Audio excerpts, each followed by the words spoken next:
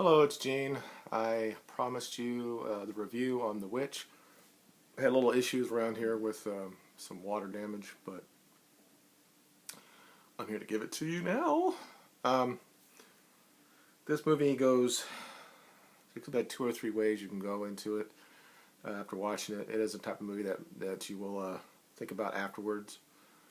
Um, I will say that the acting was very good, especially the young female lead. That was her name is, she got hyphenated, Anya Taylor Joy. In the movie, her name is Thomason. The father was really good as well, and so were the kids, and the mother was good. But basically, the movie opens up that the families are kind of like being thrown out of the community. They live behind a gated community, kind of, in this 13th or 16th century or 17th centuries in New England somewhere. And apparently it looks like they're being knocked out because of the father's preaching, and he's more, I guess, strict, and maybe some of the other people in the community are a little bit more reformist when it comes to that. So they move out, and they go to a out of the way place near a forest, and then things change. I don't really want to spoil it. Uh, it is, for those who haven't seen it yet, it is an indie type movie. It is what you call a slow burn. It takes a while to get involved to it, but that's fine with me. I'm an older guy. I like that. I don't need to have cars blowing up all the time. I'm a big fan of psychological horror like The Babadook or The Descent or something like that. And that's kind of like what we have here. A lot of people have compared it to It Follows, because this movie really can be looked at as a coming of age from the female side.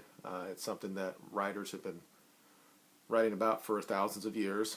So people look at it like that. You can also talk about supernatural, the witches and things that were going on, whether or not they were going on or not, whether or not in the movie it actually shows it as a real thing or something that's playing with your mind. Several issues in the movie that I don't really want to spoil it, but there are a couple issues where the brother is kind of like gazing at her sister, at her bosoms, and some people online are thinking that was kind of out of place. I don't think that people realize that that's how it used to be when you're out there, and the only way you can reproduce is, unfortunately, it would be considered in family, unless they didn't find other families that at some point that would happen. So there was that jealousy that happens between the mom and the daughter. Darwin talks about this. So that's part of the interesting thing of it, and there's several things in there that showed that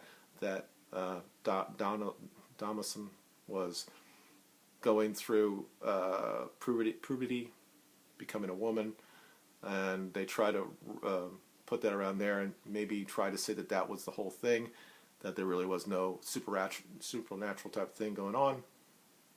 You'd have to watch the movie. I don't want to tell you exactly what happens. I think there's more to it. Most people, probably 99.99%, think that she wasn't impacted before she left the first community. I still think something happened, because there's something that happened when they get to the new place, and she basically asks for forgiveness from God, and she says a couple things. Now, maybe I didn't hear it right, because they talk like old English there, so I may not have got it, but I think that she was maybe already starting down that pathway. But it still could have been based on, without talking to the director and the writer, that it could be just all about this woman's pathway to womanhood, and apparently that's how it is. That's when women go through that they end up killing everybody. I don't know, but anyway. Overall, I would give it out of 1 to 10 scale. I give it an 8 because I will support indie type movies and or a movie that actually make me think. I had It Follows in my top 10 or 11 for last year. Not sure if this will be on there, but definitely will be either an honorable mention or my top 20. So I do implore that you go see it. Now, it's not a movie that you actually have to see in a theater. It might be better to watch it at home so you can go back and listen to what they have to say, because I said it's the old school English, and if you're not familiar with it, or if you never was in plays like in school and did like Macbeth or anything like that, it might take you a while to understand what they're saying. I think even without that, I think that you can still see what's going on. But it's interesting how the movie ended, which I won't say happened, but and how the crowd reaction was at the end. This type of, the way our people are, how they look at movies.